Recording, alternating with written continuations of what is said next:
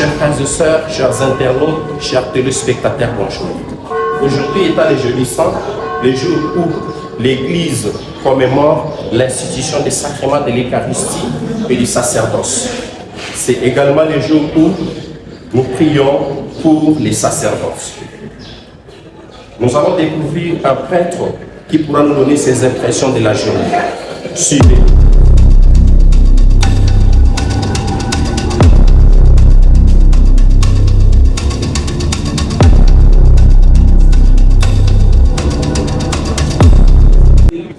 Bonjour mon père. Bonjour.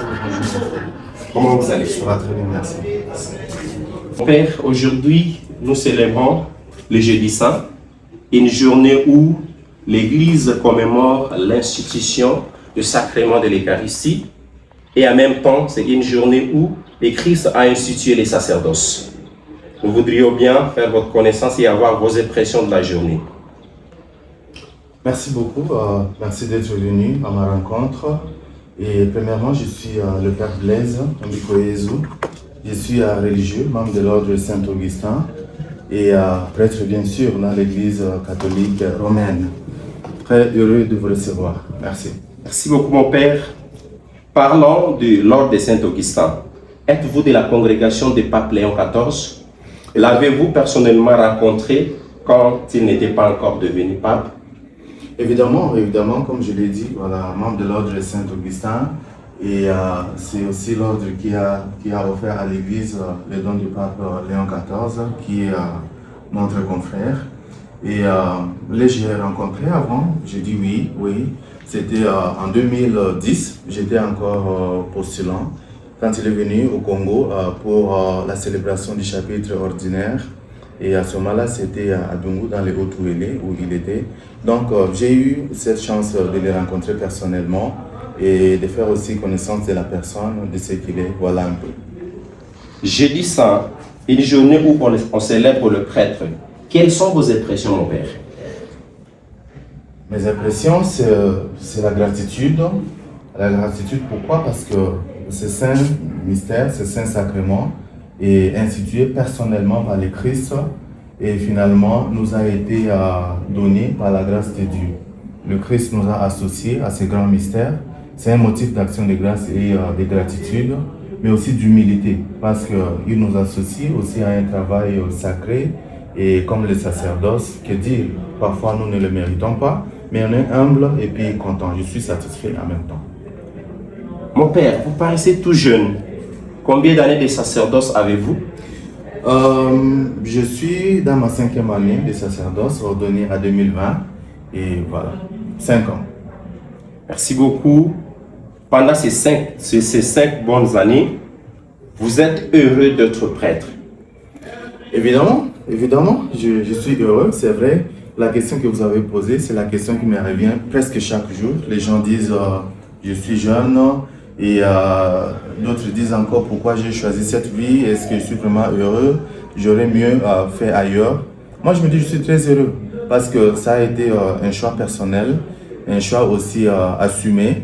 Et donc même ce que je fais, le service que je rends à l'église et dans l'église, finalement me satisfait. Je suis très heureux et très épanoui de vivre mon sacerdoce. Merci mon père. À présent, pouvons-nous savoir quelque chose sur l'histoire de votre vocation? L'histoire de ma vocation, c'est une longue histoire, mais je vais le dire finalement en bref.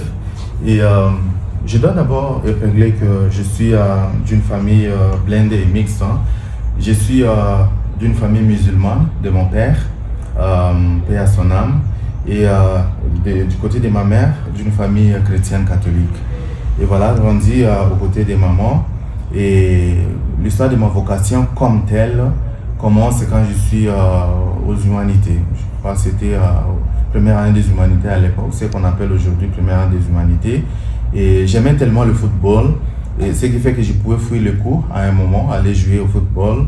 Et ma grande sœur qui prenait soin de moi, qui me suivait un peu au niveau des études, a préféré me ramener au séminaire pour l'encadrement, pas pour la vocation. Et petit à petit, je me trouve au Juvénat, au sein des Pères Augustins, je veux dire, et je suis très épanoui avec les activités spirituelles, avec le mode de vie des Pères Augustins. et avec le sport que j'ai trouvé là-bas, que j'aimais beaucoup. Et voilà, c'est parti là-bas quand je finis les humanités et j'ai présenté mon application pour continuer. Et voilà, Dieu merci, tout a été bien fait jusqu'à la fin et voilà, je suis devenu prêtre. C'est ça un peu. Alors, prêtre Ossa, très heureux de votre ministère. Quels sont les conseils que vous pouvez prodiguer aux jeunes qui voudront et aussi devenir prêtres comme vous? Je leur dirais d'écouter leur cœur, hein, d'écouter la voix de leur cœur et de prendre une décision pour eux-mêmes. Parce que dans l'histoire de la vocation, il y a toujours des gens qui vont vous décourager, il y a toujours aussi des gens qui vont vous encourager, mais vous devez vous mettre au milieu et prendre une décision pour vous-même. Ça, c'est la première des choses. La deuxième des choses, comme on dit toujours, c'est Dieu qui appelle. Et vous devez lui confier aussi cet état de votre cœur. C'est-à-dire vous devez prier pour votre vocation. Vous devez être guidé aussi. Nous le voyons dans l'histoire de vocation de Samuel. Il y a le prophète Élie qui l'aide à discerner et à écouter la voix de Dieu. Il y a toujours des gens qui vont vous accompagner. Et finalement, s'ils tiennent à ce qu'ils veulent, Dieu fait grâce à quiconque va vers lui. Ils vont devenir prêtres et ils seront heureux. Voilà, merci beaucoup mon père, merci de nous recevoir, nous sommes très contents. Et à nos internautes, à nos téléspectateurs, chers frères et sœurs, nous sommes à la fin de notre émission. Nous espérons vous revoir bientôt et nous sommes très rassurés que vous avez été contents de notre émission. À très bientôt mon père. Merci, c'est moi qui vous remercie. Merci, à bientôt. Merci.